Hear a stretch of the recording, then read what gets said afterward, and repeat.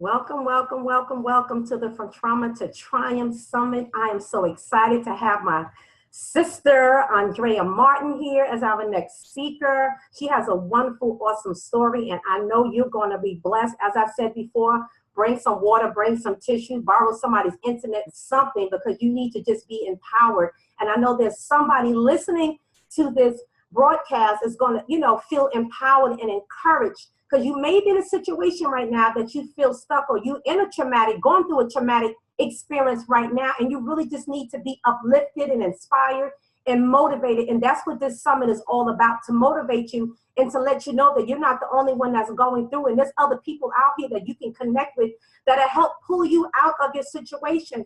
And it may take just that one word and that one message to just lift you up and inspire you to move forward. And that's the awesome thing about this summit, is that you will have the opportunity to connect with people like Andrea Martin and many of the other speakers who've been through some real stuff, and some of their stuff will top your stuff, and you look at your stuff and go, okay, it's not that bad. But just understanding that you can overcome traumatic events in your life. It's not the end of the road. And so we just really want to get into it. But before we let Andrea speak, I just want to read a little bit about her and let her tell you more about who she is and what she does, and share her story with you. So Andrea Martin, what I like about her, she's out of the box. So she's like non-traditional. She reminds me of myself.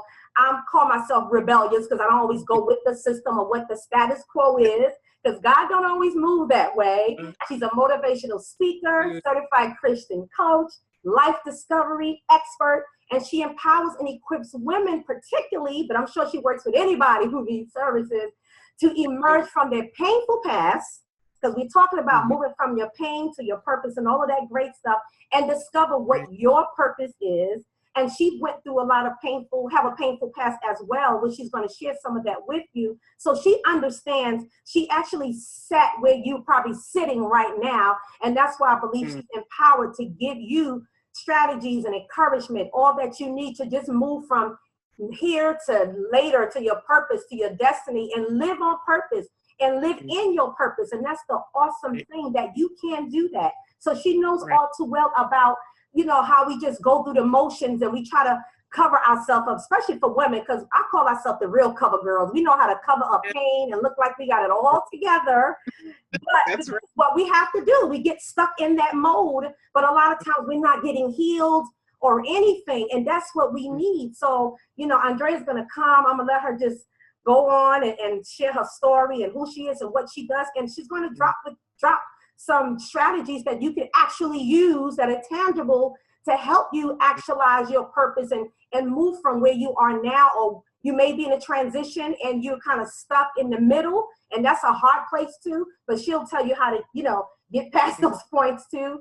And you have an opportunity to connect with her as well. So Andrea, thank you so much for joining this summit. I'm so glad to have you. Thank you. And I'm just excited. I'm excited of how people are going to be blessed doing this summit. It's not about us, that. We're just serving. We're just serving other people.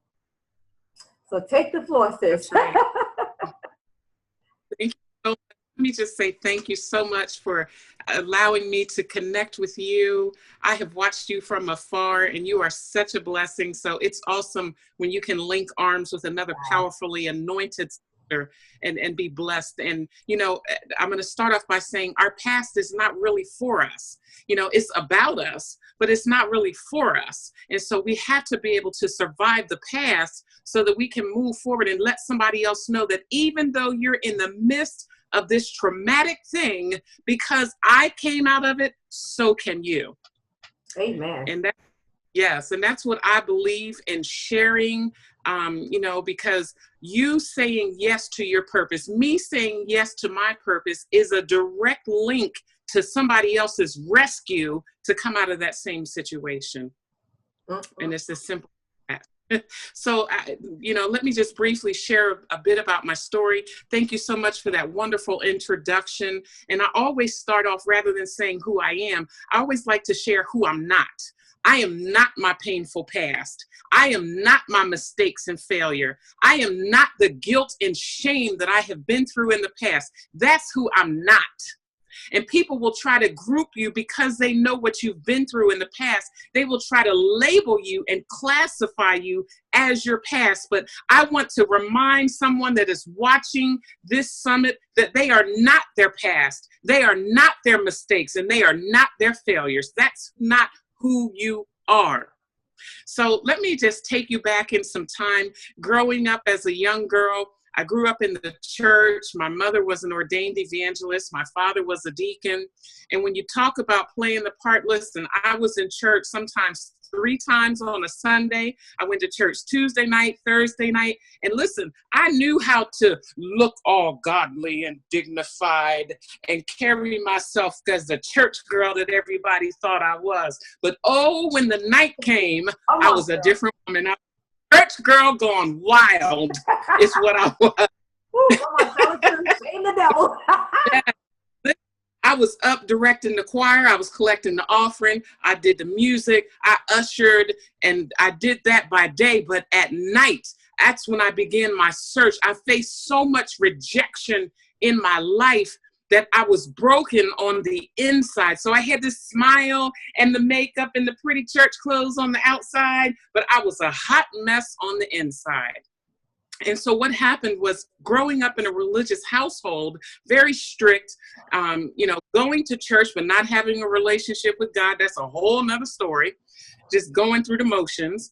And, I faced rejection. I didn't really have many friends because they just saw me as this weird church girl who wore dresses every day. And, I was a tall, dark-skinned girl. They were, I didn't have many friends. And I watched people around me, all of the girls around me, they had boyfriends. Everybody had boyfriends but me, right?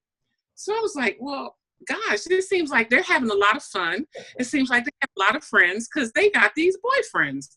And so I sought out at a very early age. I thought, well, let me get a boyfriend so that I can have some friends and I can be cool and fit in with everybody else. And so let me put a side note there and say the calling that God has placed on your life will, cause you not to fit in. But we work so hard to fit in where we don't belong. We work so hard to fit in where God never intended for us to be. I'm going to be sharing some side notes as I go through my story, because I want to be able to give some tips as I go along, but I'm going to give my 5 tips quickly at the end. But listen, as I started seeking for this boyfriend, I don't know if you remember when you were a little girl, you used to write the letters, I like you, do you like me? And then you had the boxes, check the box, yes, no, or maybe. I can't tell you, I wrote so many of them letters, I was getting on my own nerves, trying to get a little boyfriend, right? I got so many no's. One boy, he balled the letter up and threw it back in my face. So here I was, already feeling separated, not having good friends, just feeling like an oddball. And here I was facing rejection again. And so what happened was, one day, the star football player at my high school came to me and asked me to be his girlfriend. I was like, what? So, of course, I said yes. Because, in my mind, I'm getting ready to be somebody, right? And so the relationship, quote unquote, began, and I would wear his little football jacket, and we would walk around the school holding hands. I wanted everybody to see me holding hands with this football player, because now in my mind, I felt like I was somebody, right? And let me just say here, we will often look to people for our value rather than first looking to God and then internally. That's right. And so I thought, because I had this boyfriend finally, that I was somebody special, that somebody wanted me, somebody loved me. And so one particular night, my mom and dad, they went to church. Now listen, my mom and dad didn't let us stay at home. We had to go to church when the doors opened. Right. But this particular night, she said, this is just a quick meeting. We're going to run to this meeting and we're going to come back. So I had mentioned to my boyfriend, I said, hey, my parents are at the church. And he was like, yeah, well, I'm coming over. I was like, well, yeah, come on over, church girl, ain't know nothing. We can hold hands and I'll wear your jacket, right? And when he came over and he made his intentions known, I was like, oh, no, we're not. I'm going to wear your jacket. We're going to watch a little Wheel of Fortune and The Price is Right, because it came on that night. and you're going on home. And needless to say, when I declined his intentions, by the next day, this man had somebody else wearing his jacket. Wow. He was walking around the school with another girl the next day. And so here I was, rejected, hurt. Mind you, I'm already broken and damaged on the inside. And so when he did that, in that moment, Cheryl, my thinking shifted. And I began to think, oh, well, I think what's happening is, in order for somebody to want me, in order for somebody to love me, I have to give up my body. Because I got to try to see if I can make somebody want to love me, somebody want to be with me, so I can feel special. And needless to say, when my thinking shifted, that led to a downward spiral in my life, and just one of the most traumatic times of my life.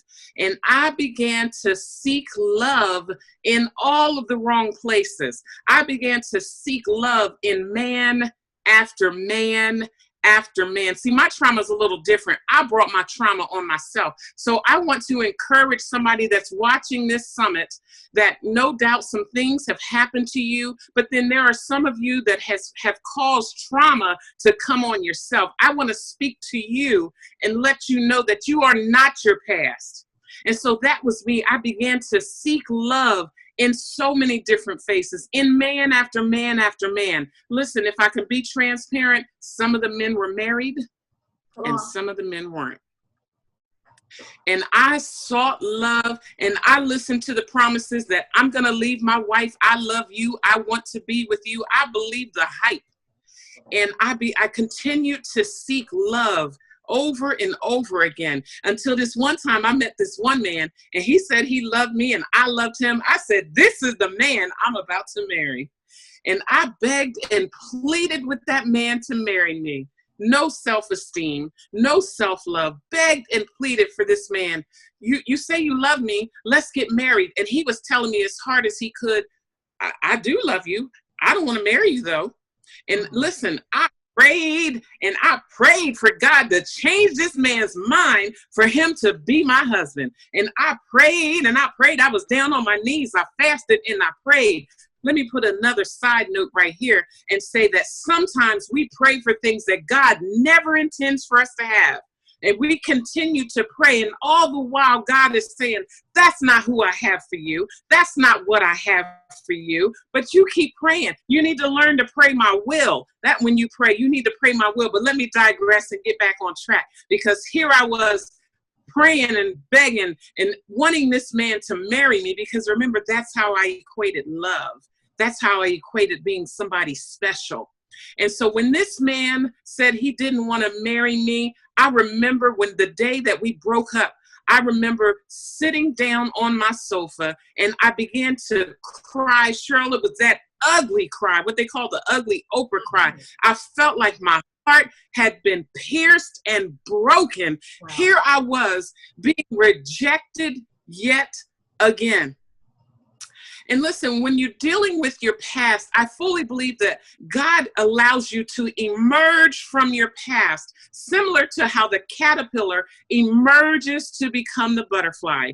And in that moment, when I was sitting on my sofa, I cried out to God, and I cried so much. There were no more tears. It turned into a sob, and because I hurt so bad. And I cried, and finally I cried out to God. I said, God, you got to help me. This pain is far too great. God, you got to help me. I brought this on myself.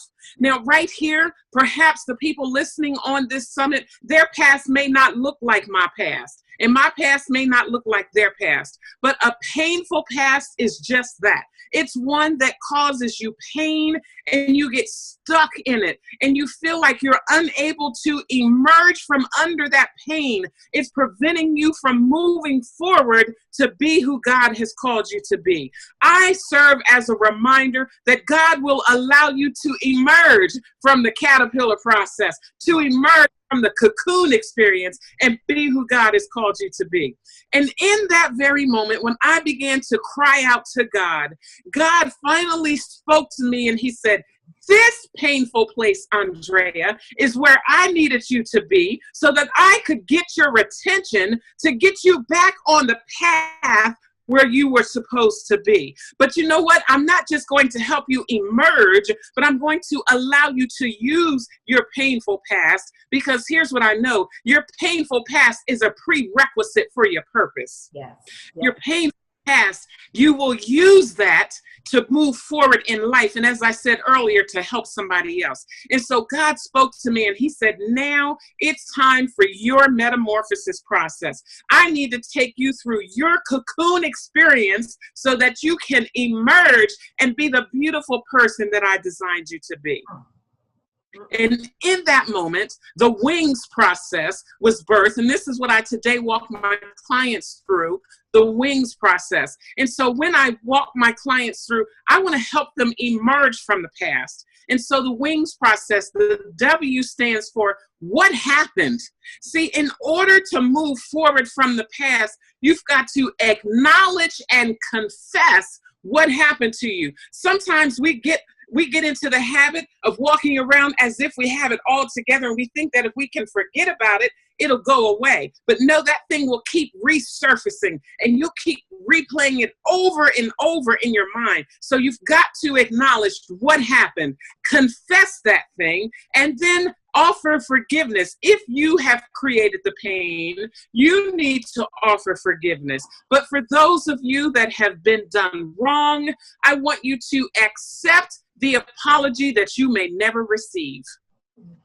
My God, you know how long it took me to learn that? Some of us are waiting for an apology that is rightfully due us, and it's causing us to be stuck because we're waiting on that apology. In order to confess and acknowledge what happened, you must accept the apology that you may never receive.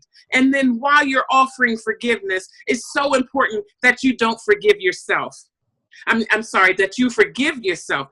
We as women, we're so good about, oh, I'm sorry, sis. Oh, I'm sorry, brother. But then we hold ourselves hostage and we don't forgive ourselves for what our painful past was. So while you're going through forgiveness, don't forget to forgive yourself. So that's the W. The I stands for identify obstacles and challenges. Because here's the thing, you can deal with the past, but as you move forward, you're going to encounter some additional obstacles and challenges as you move forward that you will need to learn how to deal with. And in order to deal with them at the root, you've got to be able to identify them so that you can put some action in place. So whatever your obstacle and your challenge is, whether it be, for me, it was guilt, it was shame, and then I was, a procrastinator, and I was perfection Patty because I didn't want to move in my calling and my purpose until I had everything right. And I was back in that little Christian church girl shell that I had going on. But God said, no, I need you to move forward. And as you go, I'm going to heal you. And so identify the obstacles and challenges that you may face as you go through in your life. And then let me quickly give a bonus I. I also say that I stands for information and implementation. I'm so thankful to you, Cheryl, for having this summit. No doubt it's going to bless, I believe, hundreds, if not thousands of people who watch this summit. But here's what I know. You can't keep getting all of this wonderful information and not have a plan of implementation to apply it to your life. So as you continue to listen to this summit, I want to encourage you to get the information, but then put in place a plan of implementation. The same thing goes with whatever it is that you're learning. Listen, we're good. We'll sign up for every ebook, the seminar, the conference, this service, that service. We'll get all of this information and do nothing with it.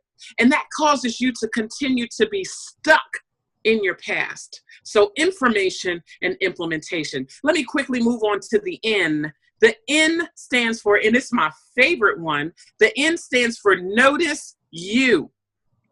And what do I mean by that? I want you to do a self-inventory and identify the gifts, skills, and talents that God has placed in you. Stop believing the lie that no good thing dwells within you because you've had some trauma in your past.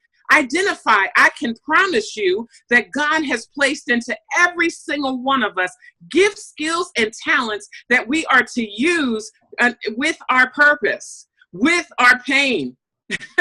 You have something in you. And let me say this, your painful past makes you an expert to help the next person come out of what you've dealt with in your past. Yeah. So you got to turn that trauma around into your triumph, but not just your triumph, but your sister's triumph, because you got to reach back and get her. So notice you, celebrate you. You heard me talk about where I was looking for love in man after man. What I want to encourage you is to first look to God first for his unconditional love. But then you got to learn how to love yourself. Well, how do I do that, Andrea? I want you to begin to practice positive affirmations. Look in the mirror and notice how beautiful you are. And when you look in the mirror, I want you to see past the makeup, see past the hair, and see the true, authentic you, not that one that looks like she got it all together, but is broken on the inside. See past and see your true inner beauty. Begin to discover who God authentically made you to be.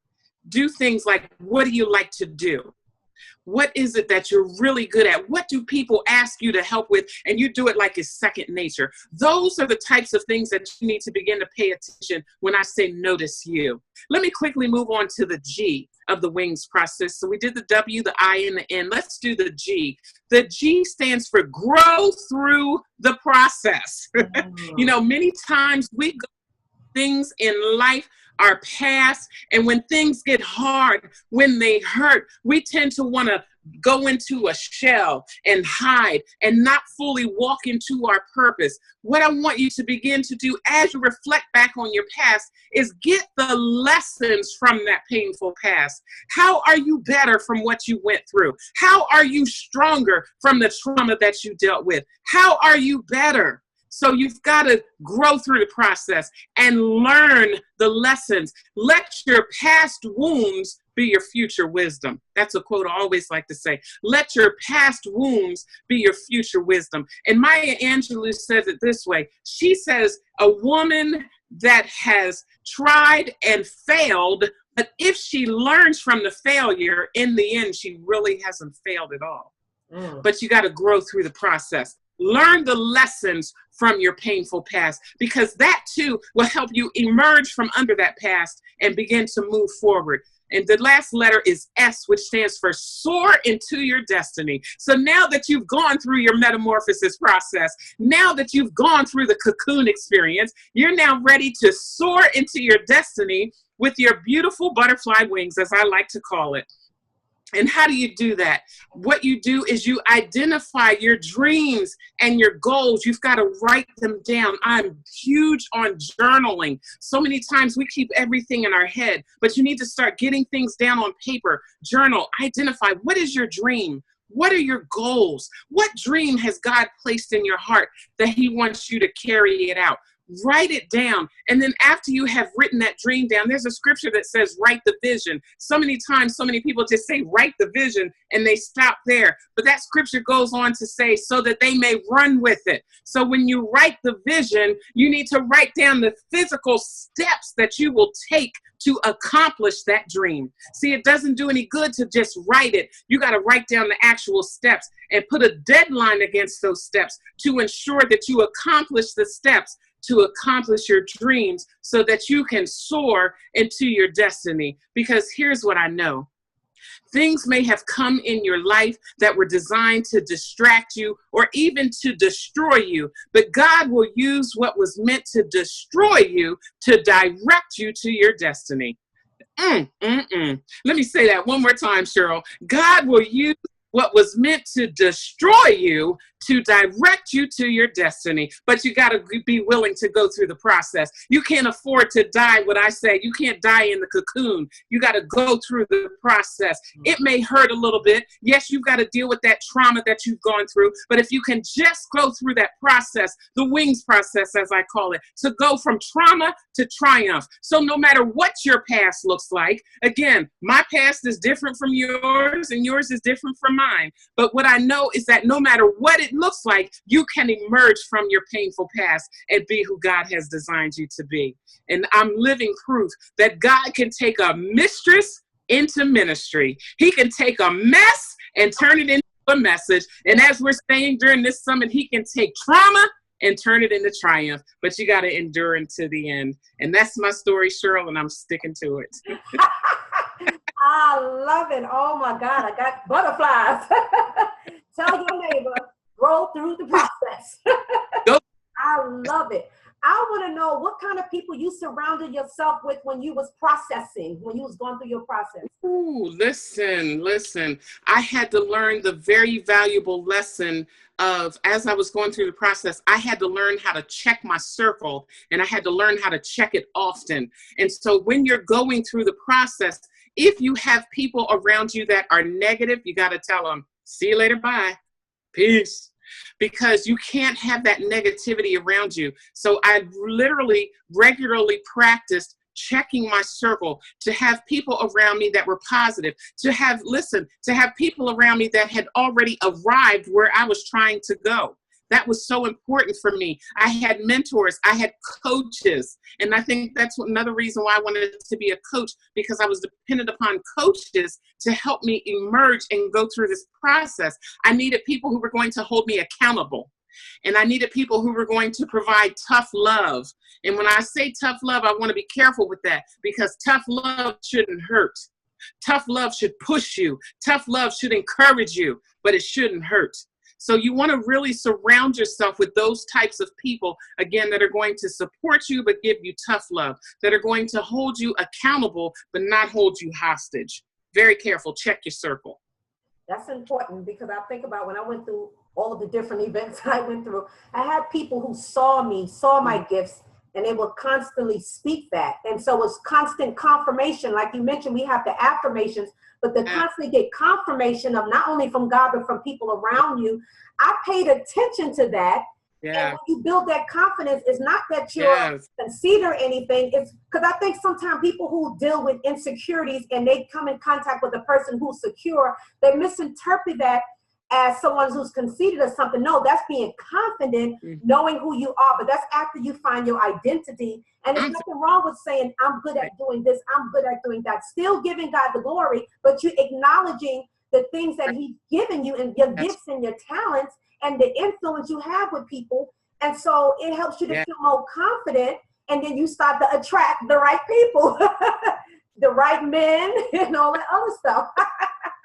So I definitely, circle is so important, to check your circle, as you say, in your surroundings. And it's not that you think you're better than, but you are trying to be better and you're trying to live a better life. So that is so important. Because people that still hurt, you know, I was saying hurt people, they'll still continue. It's like you're trying to heal, but they'll continue to infect you over and over again. And so that's why you have to take that moment and get away. It's like I get tired of being reinfected by the words or whatever it is. And a lot of times that's what keep people stuck. Words. You know, that's a whole nother message. But that's a whole nother message.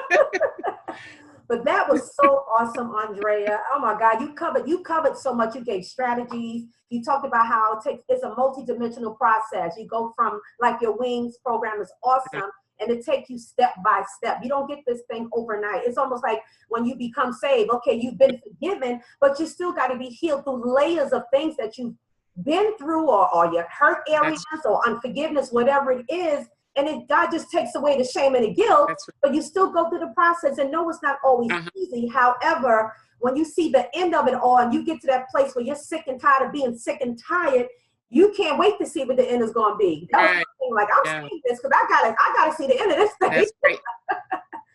I love it. I love it. Listen, I do that. You have to repeat some of the steps. So don't feel like you failed if you got to go back and repeat, or in fact, if you got to go back and start over. Don't use that as a crutch, but sometimes you do have to repeat some of the steps. That's right. Well, I want to thank you so much, but before you leave, I want you to share any way people can get in contact with you, your information, how they can find you, connect with you. If you got any specials, offers, you can just go ahead and tell the people. Sure. Thank you so much. So you can go to my website, andreatmartin.com. And while you're there, you can actually get my free ebook that's called Overcoming the Past, 5 Steps. It goes into those steps in greater detail. So please go to my website, Andrea T Martin, but connect with me on Facebook. All you got to do is go on Facebook and type in Discovering My Wings, because that's the name of my business, Discovering My Wings, LLC. Type in Discovering My Wings, connect with me. I've got my first live women's conference coming up in September 23rd. So you'll go to that page and get more information. I can't wait for that. I'm excited for that. And then lastly, let me just mention that every Monday morning at 8 a.m. Eastern, I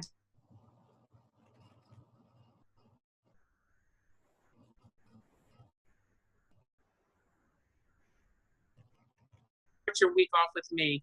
So those are the different ways you can connect with me. Cheryl, I love you, sis. I appreciate you. Thank you. You are welcome. You froze a little bit. Can you mention about something you just mentioned about 8 o'clock in the morning or something you mentioned?